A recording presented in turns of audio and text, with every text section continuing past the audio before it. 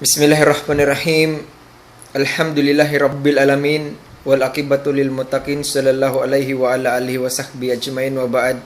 Assalamualaikum warahmatullahi wabarakatuh at magandang araw po sa magiliw naming taga Subaybay. Ito po sa inyong harapan isang dating Kristiyano at ano ang reliyon mo bro? Sabihin mo sa amin kung bakit ka pumasok sa Islam, naintindihan mo ba ito? At ikaw ba'y binayaran namin? Ako po si Richard Robles na dating Kristiyano. So, ngayon po, ipapaliwanag ko po sa inyo kung ano yung mga naramdaman ko at saka yung kung ano yung mga dahilan nila na binabayaran daw yung dating Kristiyano para mag-convert ng Islam.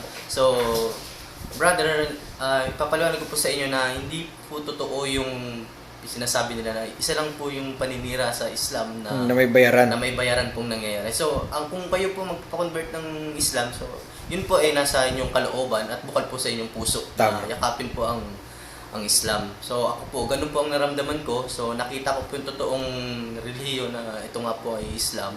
So, kaya ko po, hindi po ako nagdalawang isip na yakapin po ang Islam at nakilala ko po si Allah. Bro, ano ang dati mong relihiyon nung ikaw ay Kristiyano pa? Marami po akong pinagdaan ng relihiyon. Isa na po yung naakay rin po ako ng Iglesia ni Cristo. Dati po akong nag-LDS, yung tinatawag Latter-day Saints, yung Mormons. Tapos naging choir din po ako sa Born Again, sa dating po Katoliko. Yun po ang mga pinaggalingan ko. So hindi ko po nakita sa kanila. Ikaw ba ay babalik pa sa dati mong relihiyon? Sa ngayon po, at sa susunod po total nakita ko na po ang tunay na relihiyon at ito nga po yung Islam. Wala na po akong balak bumalik sa dati kong napabulagang relihiyon.